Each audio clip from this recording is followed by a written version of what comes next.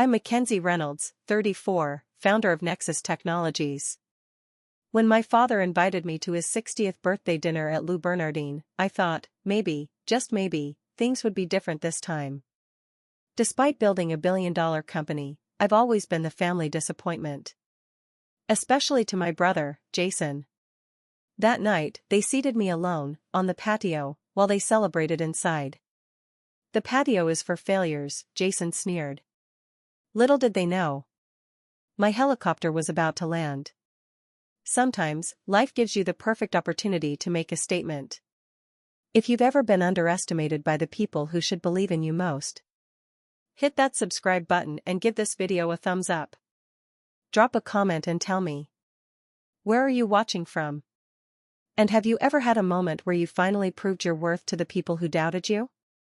Now, let me take you back to where it all began. I grew up in Wellesley, an affluent Boston suburb where success was measured by the prestige of your college and the size of your investment portfolio. My father, Harold Reynolds, wasn't just a banking executive. He was the banking executive at Atlantic Financial Group. His definition of success?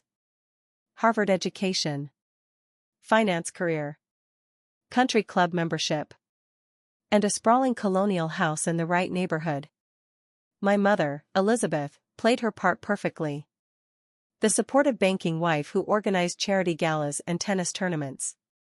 She was kind, but passive. She always deferred to my father's opinions, whether the topic was trivial or life-changing. When conflict arose, she smoothed things over rather than addressing the root cause. Then there was my brother, Jason, 4 years older and my father's carbon copy.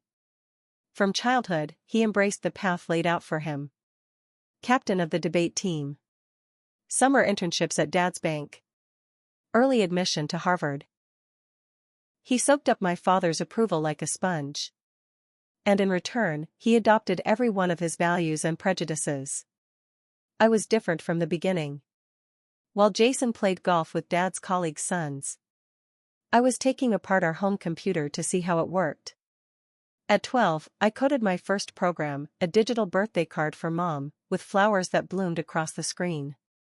Dad called it playing with computers. Mom thought it was cute, but impractical. Computers are fine for a hobby, Mackenzie, Dad would say. But real careers are built in finance, law, or medicine. By high school, the divide was clear. Jason was class president, headed for Harvard. I was the smart, quirky girl building websites for local businesses, and bound for MIT. At my graduation dinner, Dad raised a toast to Jason, for guiding his quirky little sister through her high school years. I was 18. And already invisible in my own family's story. College only widened the gap. While Jason pledged Dad's old fraternity and networked with future Wall Street executives, I thrived at MIT, double majoring in computer science and business. I made the dean's list every semester. But at family gatherings, my achievements were afterthoughts.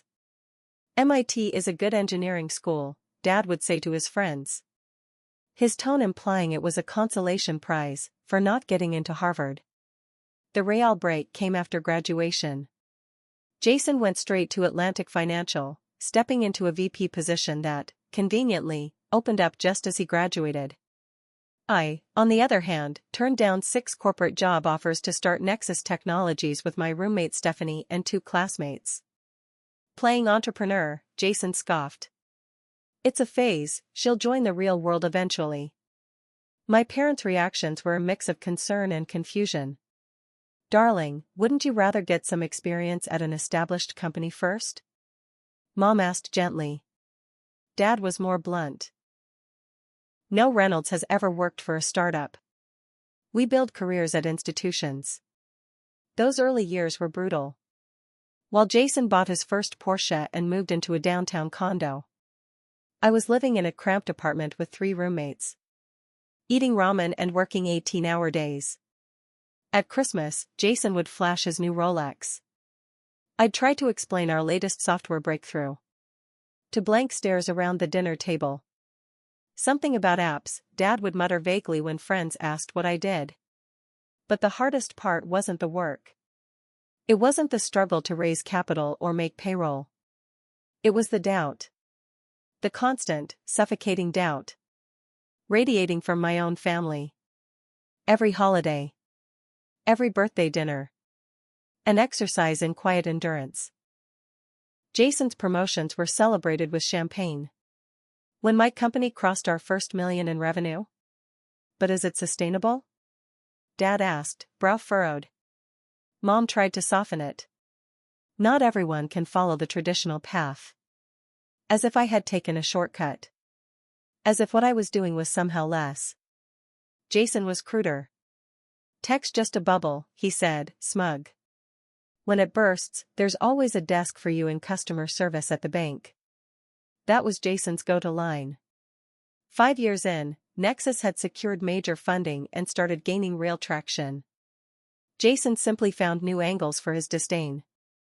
Anyone can get venture capital in this market, he scoffed. They're throwing money at anything with tech in the name. When we landed our first Fortune 500 client, he barely blinked. They're probably just checking a diversity box by hiring a woman-led company.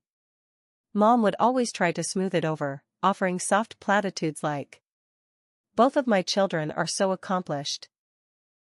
In their own ways." As if we were in entirely different sports, let alone leagues. The last family gathering before Dad's birthday had been Thanksgiving, 6 months earlier. By then, Nexus had grown to over 200 employees, with offices in 3 cities. We were featured in Fast Company and Forbes. Still, when I walked into the house, nothing had changed. "How's your little startup?" Dad asked. The same question he'd been asking for 8 years. Later, over pie, news broke that one of our competitors had just been acquired, for $2 billion. Lucky timing for that industry, Jason said casually. Ride the wave while it lasts, Mac. I left early that night. Sat in my car for a long time. And made a decision. I would give them one more chance. Dad's 60th birthday.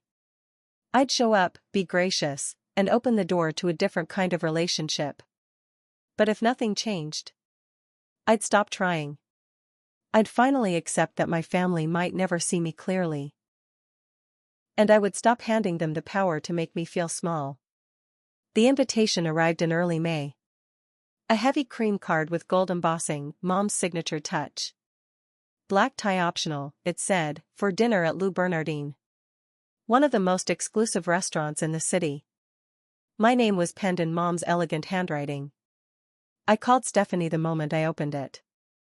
"You're not seriously thinking of going?" she asked. As my best friend, and Nexus's COO. She had front row seats to every chapter of my family drama. "It's his 60th, Steph. A milestone birthday. Every time you go to one of these things, you come back gutted. Remember Christmas? You didn't get out of bed the next day." I sighed, turning the card over in my hand.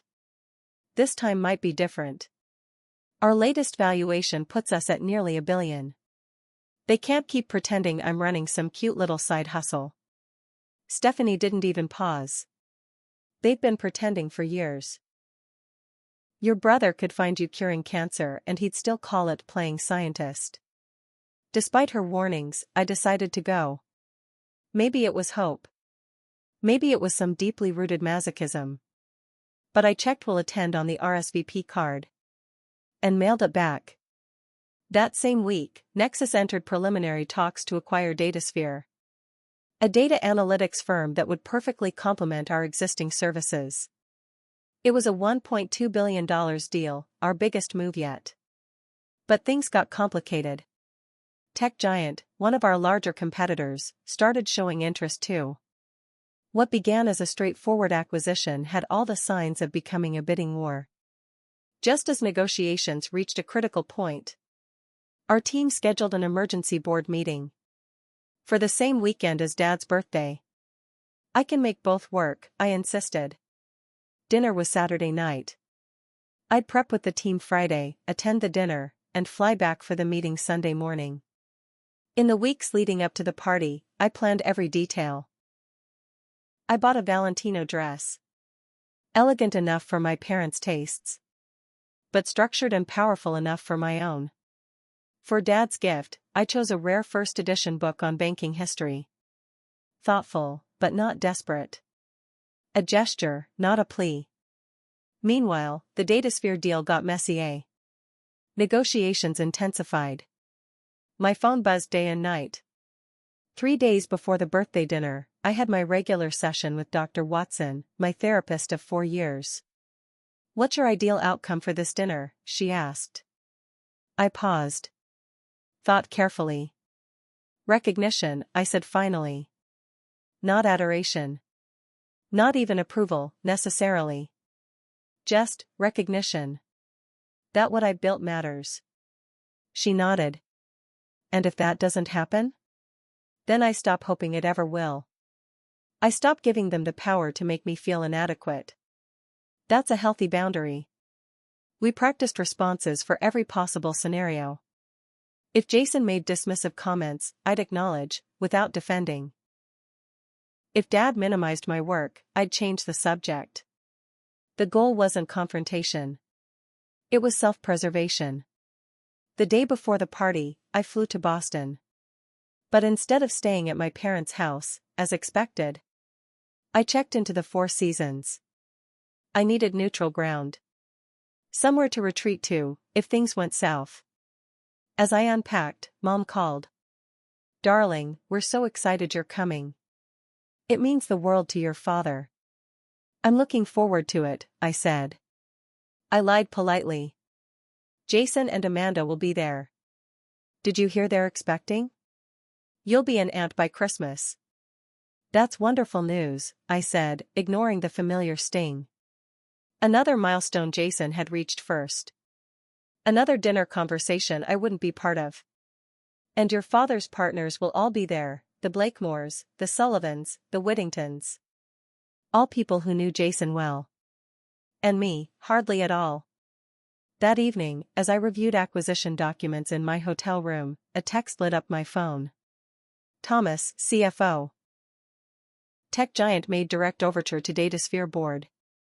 Need to discuss counter-strategy." I called him immediately. We spoke for an hour about how to secure the deal. By the time we hung up, one thing was clear. The situation was precarious. Tech giant was moving aggressively. "We should have daily check-ins," Thomas suggested. "Things could shift fast." Agreed. "I'll call tomorrow, after the dinner." That night, as I prepared for bed, I did deep breathing exercises to slow my racing thoughts. Half focused on the brewing business emergency.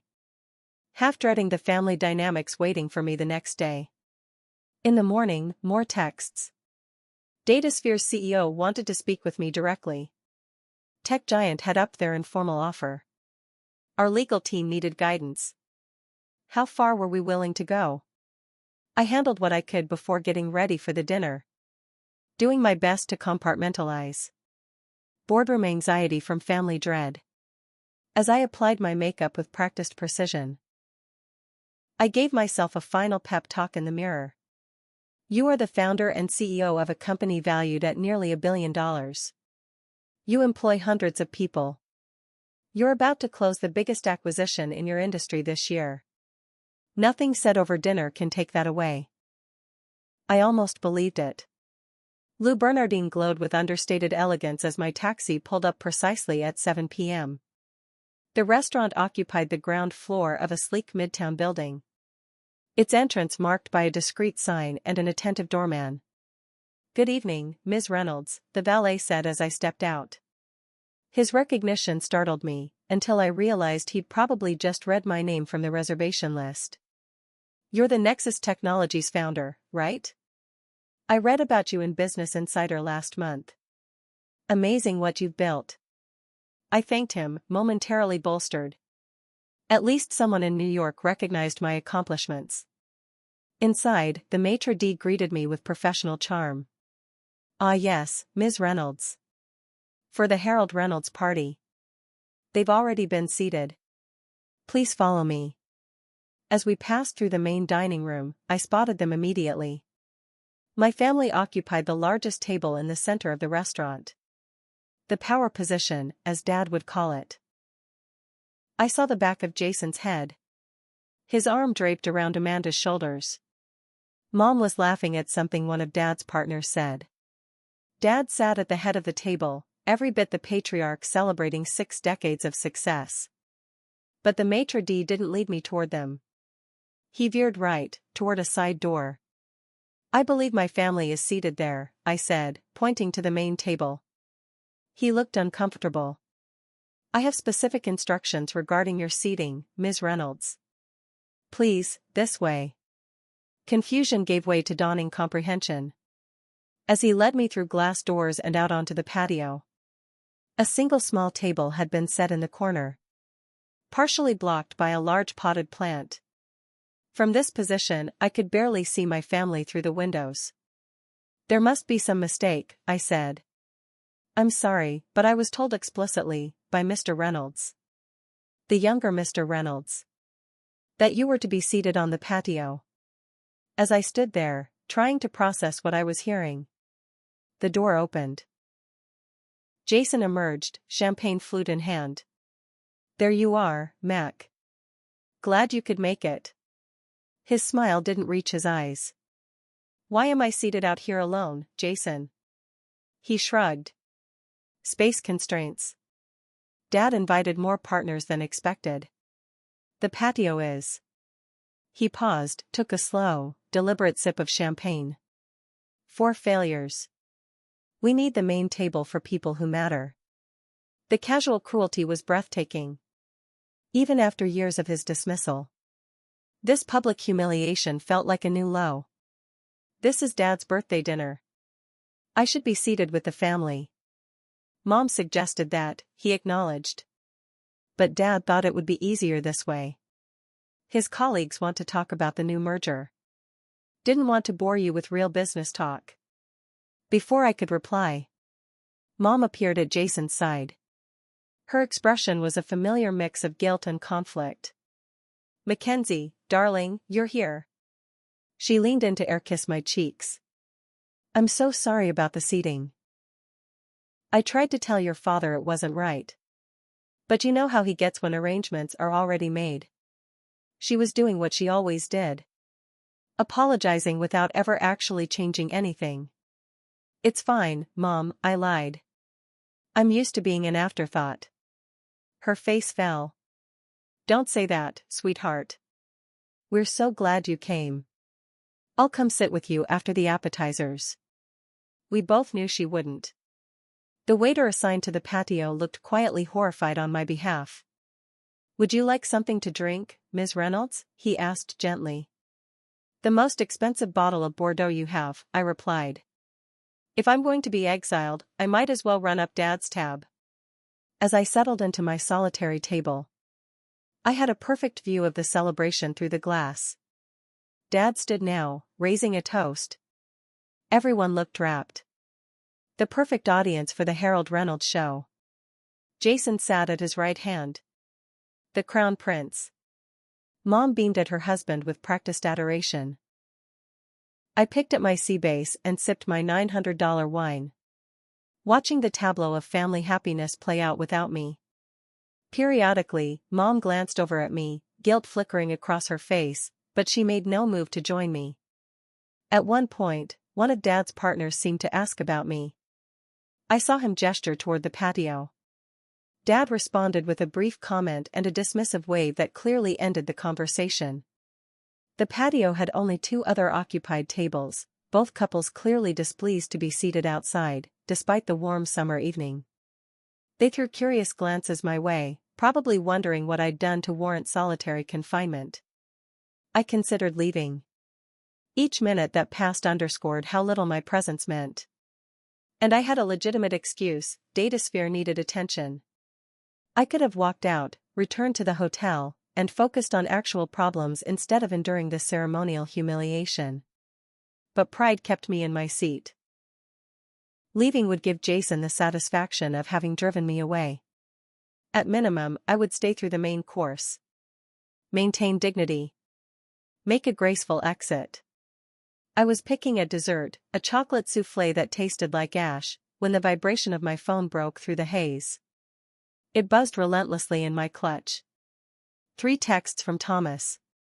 2 from our lead counsel, Sarah. 4 missed calls. My stomach tightened as I opened the first message. Thomas. Urgent. Tech giant made formal offer to Datasphere, $1.4 billion. Their CEO flying in tonight. Need immediate guidance. The second text contained more detail. Sarah. Datasphere board meeting at 9 p.m. to consider the offer. They want our counter beforehand. Deepal says we need a formal proposal within 2 hours. I pushed back from the table and stepped to the far corner of the patio, away from view. Called Thomas. What's happening? I asked as soon as he picked up. It's moving fast, Mackenzie. Tech giant blindsided us. They're offering all cash, no contingencies. Datasphere's big investors are leaning toward accepting. But our integration plan is stronger, I argued. We've shown how their tech fits perfectly into our platform. Strategic fit doesn't always beat cold cash, he said. Anderson, their CEO, wants to talk to you directly. Says he respects you. He's willing to give us a fair chance, but he needs to hear from you tonight. I checked the time. 8:42 p.m. When and where? Their corporate jet lands at 10:30. They've booked a conference room at the Four Seasons for 11. Board wants our final offer by midnight. My mind shifted into high gear. This deal was everything we'd worked for. The perfect fusion of technologies. An expanded client base. Talent we couldn't replicate. Losing it would set us back years. And hand our biggest competitor a massive edge. I'll be there, I said. You sure? I know it's your dad's birthday. I'm sure. Start prepping the updated proposal. I want a full counteroffer ready when I get there. And Thomas, tell them we'll go to $1.5 billion, with the earnout structure we discussed. As I ended the call, I saw Jason making his way across the patio. His expression was sour. Seriously, Mac? You're taking business calls during Dad's birthday dinner? I slipped my phone back into my clutch. It was important. Important, he repeated mockingly. Can't you even pretend to care about Dad for one night? Or does your precious startup always come first? Before I could respond, the patio door opened again. Dad stepped out, followed by Mom.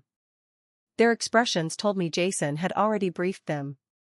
Mackenzie, Dad said, his voice carrying that familiar note of disappointment. Your brother tells me you're working during the celebration. I had to take an urgent call, I said. It's about an acquisition we're pursuing. He sighed, the kind of heavy, theatrical sigh he saved for moments of exaggerated frustration. There's always something with these little startups, isn't there? Constant drama. In real institutions, like Atlantic Financial, we conduct business during business hours.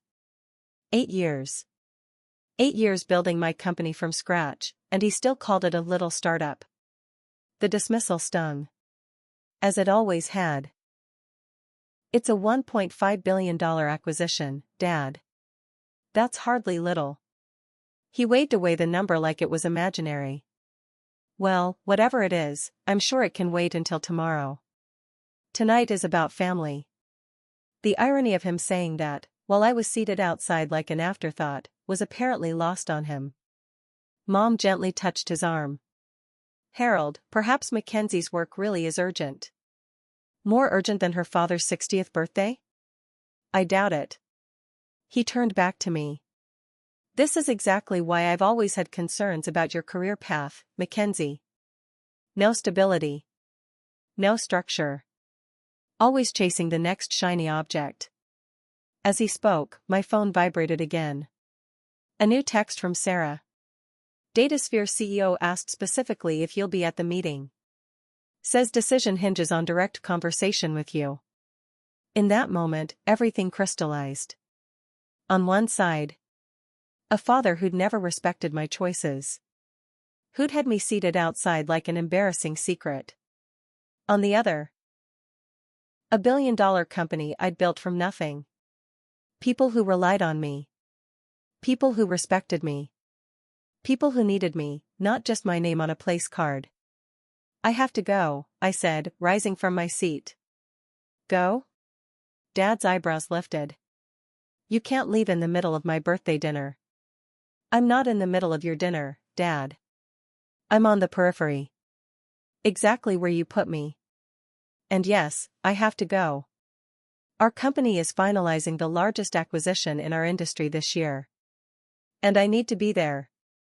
Jason snorted. Always so dramatic. I gathered my clutch and wrap. I'm sorry I can't stay. I hope you have a wonderful birthday, Dad. Dad's expression hardened. If you walk out now, Mackenzie, it sends a message about your priorities. I met his eyes squarely. Yes. It does. And if you'd ever come to one of my company events, or read any article about what we've built, or asked a single real question about my work, maybe my priorities would be different tonight. Mom looked stricken.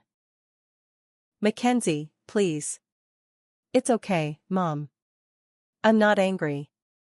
I leaned in and kissed her cheek. I'm just, finally accepting reality. I'll call you tomorrow. As I moved toward the patio exit, I texted my private pilot. Mackenzie. Need immediate pickup. Emergency business meeting. Current location, Lou Bernardin Restaurant. Seconds later, the response came through. Lucas. On it. Helicopter can land in the Central Park clearing, 5 blocks from you. ETA 20 minutes. I paused at the doorway and looked back at my family. Dad had already turned away, back in conversation with his guests.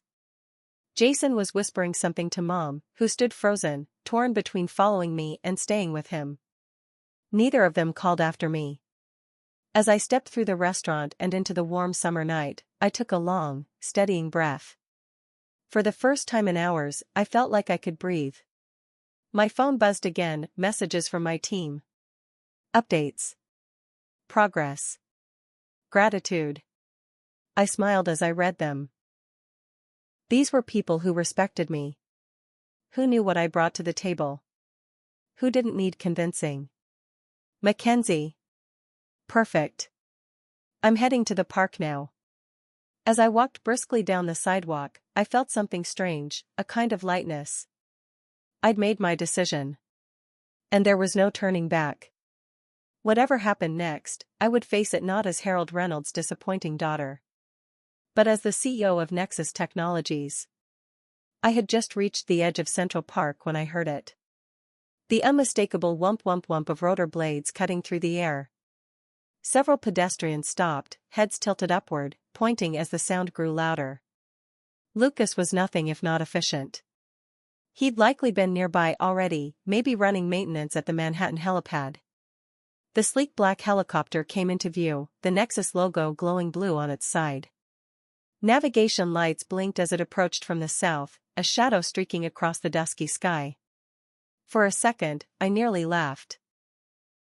If I had planned this moment as a statement, I couldn't have choreographed it better. But this wasn't about theatrics. It wasn't about making a point. It was about showing up, where I was actually needed. My phone rang. The restaurant's number. Mom, most likely. I let it go to voicemail. Leaves swirled in the wind, kicked up by the rotors as the helicopter descended into the park clearing.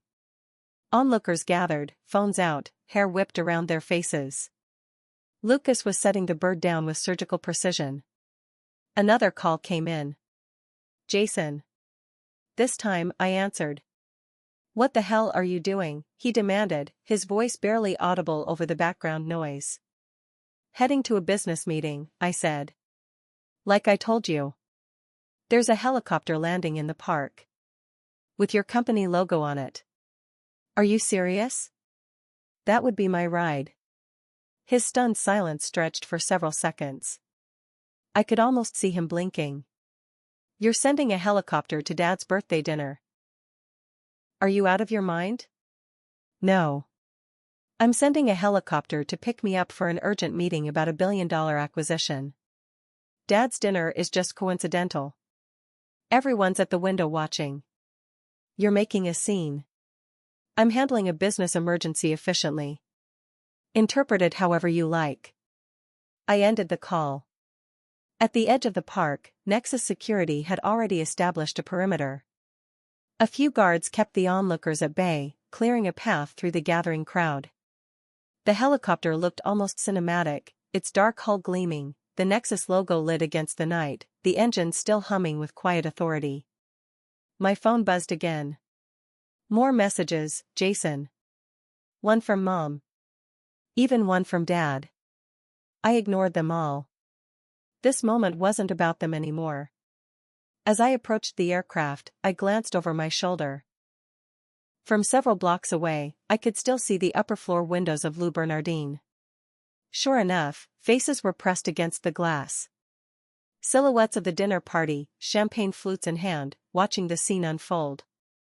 One of the Nexus security staff escorted me forward, shielding me from the wash of the rotors. As I reached the open cabin door, Lucas offered a nod. Inside, I spotted Thomas and Sarah already seated. Thought you might want the briefing en route, Thomas shouted over the thrum of the engine, helping me aboard. I fastened my seatbelt as Lucas prepared for takeoff. Through the window, I could see the crowd growing, phones raised, mouths open. In the distance, the patio at Le Bernardin, my little island of exile, was now empty, staff already clearing the half-eaten dessert. I turned forward, face calm, heart steady. It was time to go. As the helicopter lifted off, my phone rang again, this time it was Dad. After a moment's hesitation, I answered and put it on speaker so my team could listen in. Mackenzie, what the hell is going on? He was practically shouting to be heard over the restaurant noise. I stayed calm. I have an emergency business meeting, Dad. I'm in transit. In a helicopter? You couldn't take a taxi like a normal person? Time is critical. We're finalizing a major acquisition tonight. What kind of acquisition requires this kind of spectacle? We're acquiring Datasphere for $1.5 billion. Their CEO and board are waiting to finalize terms. Tech giant is trying to outbid us. Silence. I could picture him, processing the names, the numbers, the scope of what I'd just said. Datasphere? A beat. Martin Phillips Company? Yes. Of course I know Martin. Atlantic Financial handled their second round of funding years ago. His voice had shifted, less anger now, more confusion. Maybe even disbelief. They're worth over $1 billion now? $1. $4 billion is tech giant's current offer. We're countering at $1.50. Another silence. I could hear murmuring in the background, his colleagues, no doubt, suddenly captivated. And you're leading this? You personally? I'm the CEO, Dad. That's what I do. Thomas gave me a thumbs up. Sarah bit back a grin. There was a pause on the line. I had no idea your company operated at that level, Dad said finally. I know, I said gently. You never asked. The helicopter banked left, revealing the glowing sprawl of Manhattan below. In the distance, I could still make out Le Bernardin, its rooftop patio now fully visible from above. Well, Dad said, his voice turning stiff again, I suppose we'll talk about this another time. Seems you're busy. Very. Thank you for understanding. I hesitated, then added. Happy birthday, Dad. I'm sorry I couldn't stay. I ended the call before he could reply. Immediately, Thomas broke into slow, exaggerated applause. That, he said, was the most badass exit I've ever witnessed. Sarah had already opened her laptop. Datasphere's lawyers just sent over the latest term sheet, we should review it before landing. As we flew over the city, I took one last look at the shrinking restaurant, now just one twinkling light among thousands. For years, I had craved validation from that table. From those people. But they'd never really seen me. Now, flying literally above it all, I felt something else entirely. Freedom. Let's focus on the acquisition, I said, turning to my team. We've got a company to buy. The helicopter touched down on the rooftop helipad of our Manhattan HQ at 10:15 p.m. As soon as we landed, Thomas handed me an updated packet. Tech Giant raised their offer while we were in the air, he said grimly. $1.6 billion. All cash. Minimal conditions. Sarah glanced up from her tablet. If we match that, we'll have to restructure financing. The banks will want more guarantees. As we rode the elevator down to the executive floor, we strategized quickly, intensely. Our main conference room had been transformed into a full-scale war room, dozens of screens displaying financial models, integration pathways, competitive matrices. CEOs here, someone called out as we stepped in. The room, about 30 people from our legal, finance, and executive teams, burst into applause. Save it for when we close, I said, but I couldn't help smiling. This was my real family. People who believed in what we were building. People who'd followed me through fire more than once. Gregory, our CFO, approached with updated projections. If we stretch to $1.7 billion, we can make it work. But we'll need to rework the earnout and equity components. I scanned the numbers. What if we offer $1.65 billion, with accelerated payment terms and guaranteed roles for their exec team? Gregory nodded. That could work. Phillips is loyal to his people. For the next hour, we sharpened our counter. We weren't just outbidding Tech Giant, we were outmaneuvering them. Unlike them, we offered true integration. DataSphere's technology wouldn't be gutted for parts, it would become central to our platform. Their engineers would have purpose. Their users would be respected. At 11:30 p.m., Martin Phillips and his senior team arrived. The DataSphere CEO, brilliant, exacting, and exhausted, shook my hand firmly. Mackenzie, he said. Thanks for pulling this together so quickly. Some things take priority, I replied. This partnership matters. We moved to the boardroom for formal presentations. My team didn't miss a beat, outlining our shared vision, the power of combining our platforms, the unmatched market opportunity. We weren't just pitching numbers. We were painting the future. Our technologies fit together. Our customer bases had minimal overlap. Our cultures aligned. Together, we could challenge the giants. I looked Martin in the eye. You could take Tech Giant's money, I said. Or you could build something bigger, with us. It's a strong offer, no one would fault you for taking it, I said. But in 6 months, your tech will be broken up and folded into their existing products. Your team will be scattered across divisions. Your vision? Gone. I tapped a key, bringing up our integration plan on the main screen. With us, DataSphere stays whole, as a dedicated business unit. Your core technology becomes the foundation for our next-gen platform. Your engineers stay together, developing what they've started. Only now, they'll have our full resources, our reach, our customer base. I looked at Martin. This isn't just an acquisition. It's a real merger, of complementary strengths. Martin studied the integration plan, nodding slowly. And the financials? I gave Gregory a signal. He handed out our final term sheet. $1.65 billion total, I said. $1.2 billion in cash at closing, $450 million in Nexus equity. No lockup period. Accelerated payout schedule. Guaranteed exec roles with real autonomy. Martin glanced down at the paper, then back at me. Tech Giants offering $1.6 billion. All cash. They want to absorb you and kill the competition, I replied evenly. We want to build something with you, something neither of us could create alone. The negotiation stretched on past midnight. We drilled into product roadmaps, org structures, equity breakdowns, executive roles. Adjusted language. Rebalanced terms. By 2 a.m., we'd addressed every concern. The final version was nearly locked. At 3:17 a.m., Martin looked across the table at his team. They gave tight, tired nods. He turned back to me, extended his hand. "We have a deal." The room didn't erupt, but it buzzed with the quiet elation of seasoned professionals who knew exactly how hard this win had been earned. While legal began drafting final docs, I stepped out onto the terrace for a moment alone. The city glittered below, millions asleep, unaware of the seismic shift in their tech landscape. I glanced at my phone.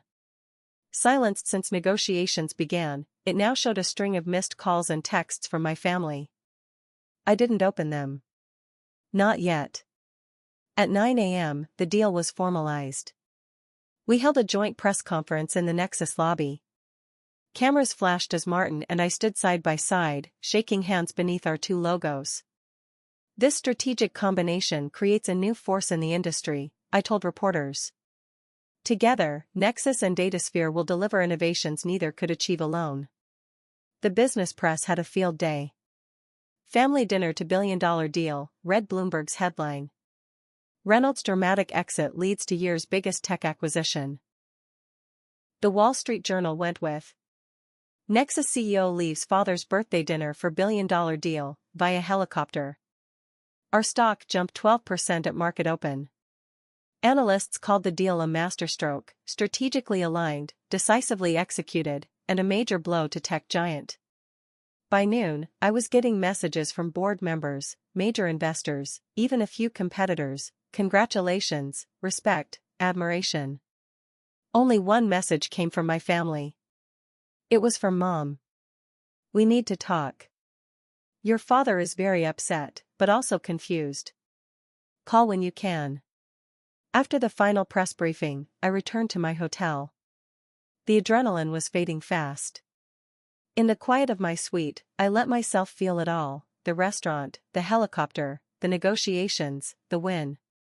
The weight of it. The loneliness of it, too. I called Stephanie. "You did it," she said. "Professionally. Personally. All of it." "It wasn't about proving anything to them," I said. "The helicopter wasn't a stunt." She laughed. "Maybe not consciously. But you have to admit, it was one hell of a statement." After we hung up, I ordered room service and collapsed onto the bed. For years, I'd worked to build something real, while still chasing my family's approval. In one night, I secured the future of Nexus, and stopped chasing something I might never get. As I drifted toward sleep, my phone lit up. A text from Dad. "We should discuss your company." Perhaps I'd been unaware of its significance. Not an apology. Not quite an olive branch. But maybe a start. I set the phone aside without replying. Whatever came next with my family would happen on different terms. I had finally chosen me, and for now, that was enough. 2 weeks after the acquisition, things had settled into a new rhythm. The Datasphere integration was progressing smoothly. Our stock had stabilized at its higher range. The press had shifted focus from the drama of the deal to its business implications. During that time, I kept my contact with family minimal. Deliberately so. Mom called daily at first, her messages shifting from hopeful to increasingly concerned. Jason sent a few texts, ping-ponging between defensiveness and half-hearted admissions that maybe he'd been a little harsh that night. Dad sent one email. A stiff, formal note. "Congratulations on what appears to be a significant business transaction. Let's schedule a discussion when appropriate." I replied politely to Mom. Ignored Jason. Sent Dad a short message. "Thank you. I'll be in touch when my schedule allows." And for now, that was enough. Stephanie had called this my power move phase. "You're finally operating from a position of strength with them," she'd said. "Don't rush back into the same patterns." She was right. For the first time, I wasn't chasing reconciliation or recognition. I was giving myself space to consider, on my terms, what kind of relationship, if any, I wanted with my family. That Wednesday afternoon, Mom finally got me on the phone. "Mackenzie, we need to talk about what happened," she said, her voice carrying that familiar tone of quiet mediation. "Your father's birthday dinner ended, rather dramatically." "Yes, it did," I said evenly. "The helicopter," she added delicately, "was perhaps a bit excessive, don't you think?" "It was necessary. Urgent business meeting. The timing wasn't ideal, but it couldn't be helped." She sighed. "Darling, I understand you were upset about the seating arrangement." "I wasn't upset, Mom. I was shown exactly where I stand in this family. I made business decisions accordingly. The helicopter would have come regardless of where I was seated." She was quiet for a moment.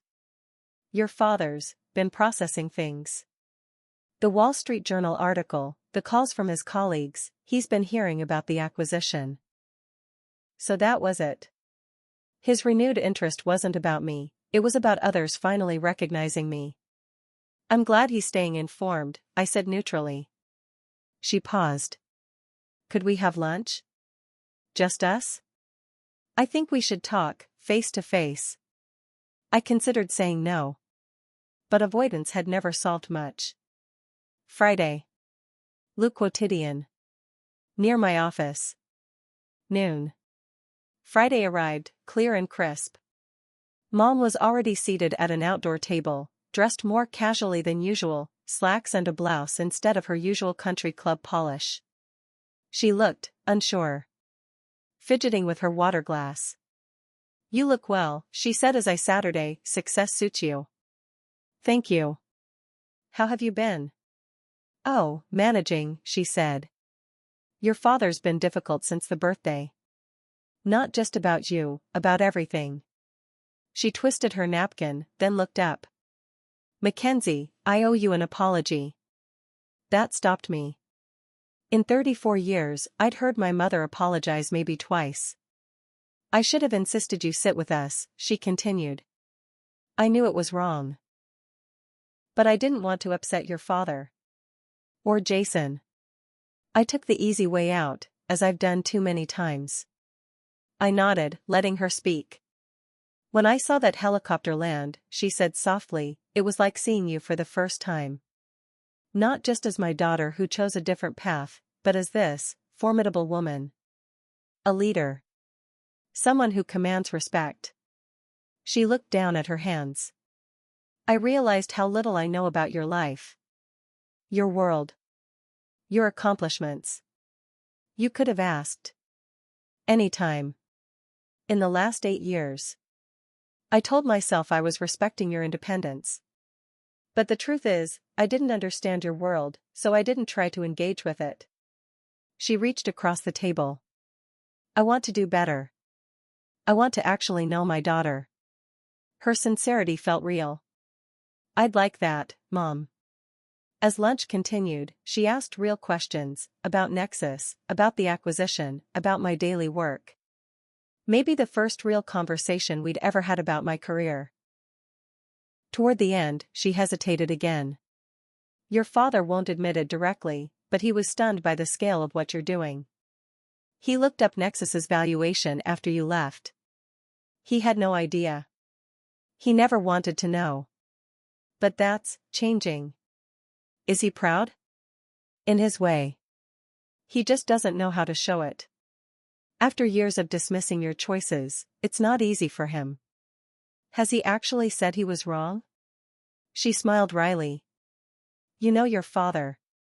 He said, perhaps Mackenzie's unconventional approach has more merit than was initially apparent." I laughed despite myself. That's classic Harold Reynolds. The most circuitous apology possible. "He'd like to visit your office," she added.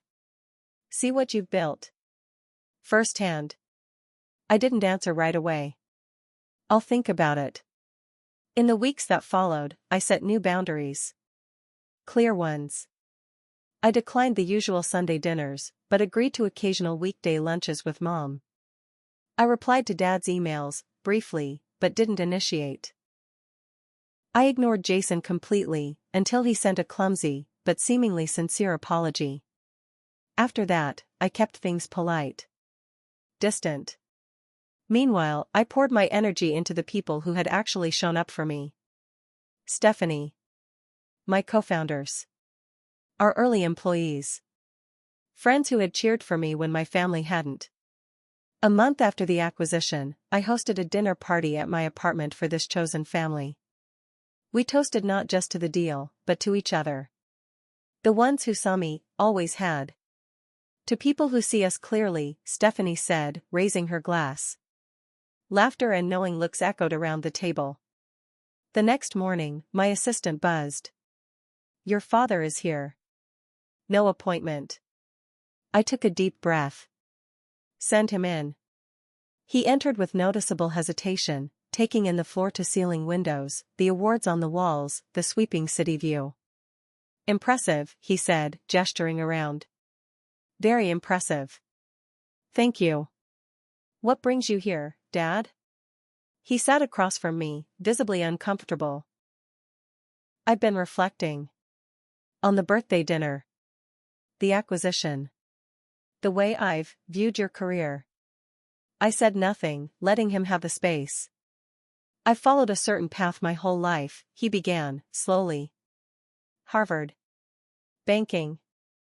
All the traditional markers of success. When I chose a different path, you assumed I was making a mistake, because it wasn't your path. Yes, my father said quietly. I did. He paused, as if the words still tasted unfamiliar. The Datasphere acquisition made me realize how limited my perspective has been. Martin Phillips called me, you know. Said you were one of the most impressive executives he's ever worked with. Martin's being kind, I replied. Martin isn't kind, Mackenzie, he said, with a faint smile. He's brutally honest. Always has been. He adjusted his tie, his version of vulnerability. He told me I should be extremely proud of you. And I realized. I am. I just never allowed myself to show it. Because doing so would mean admitting I was wrong about your choices. That admission, indirect as it was, meant more than I ever expected from him. I'm not asking for forgiveness, for the birthday dinner or anything else, he continued. But I am asking for a chance. A chance to understand what you've built. To get to know your real life, not the version I imagined. I studied him, Harold Reynolds, the legendary banker, sitting across from me, quietly owning his mistakes. It wasn't a transformation. But it was a beginning. I can give you a tour of the office, I offered. Introduce you to the team. Relief flickered across his face. I'd like that very much. As we walked the halls, I introduced him to key people. Showed him our systems, our platform, our purpose. Explained how we built what we did and why it mattered. And somewhere in the middle of that tour, I realized something. For years, I had defined myself in opposition to my family, especially to him. Determined to succeed despite his lack of belief. But now I saw the truth. My worth had never depended on his approval. The helicopter moment wasn't about proving anything to them. It was about choosing myself, fully, unapologetically.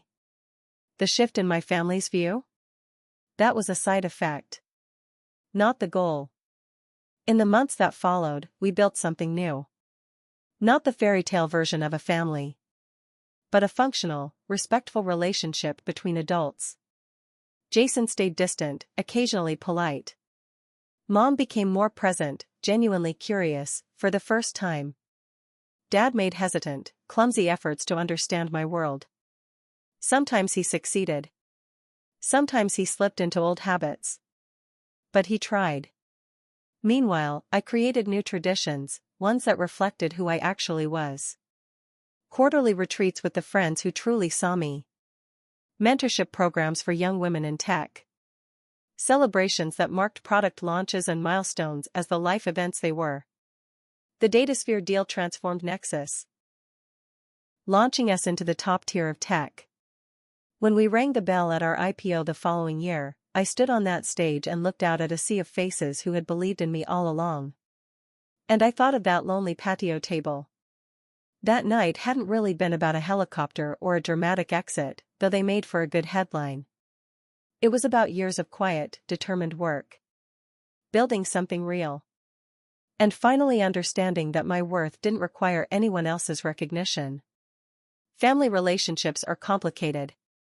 A tangle of love, memory, expectation, and hurt. Reconciliation is rarely clean. Rarely complete. But in choosing myself that night, I changed the dynamic forever. I no longer needed their approval to know what I was worth. If you're watching this and feeling unseen or underestimated by the people who should believe in you most, remember this. Sometimes the most powerful statement you can make is to keep building your vision anyway. Your worth isn't determined by those who doubt you. It's measured by the integrity with which you walk your path. Have you ever had a moment when you finally stood in your power, especially with people who couldn't or wouldn't see your value? Share your story in the comments. If this resonated, like the video, subscribe, and send it to someone who needs to hear. Your path is valid. Even if it's not understood by everyone. Thanks for listening. And remember, the most meaningful validation will always come from within.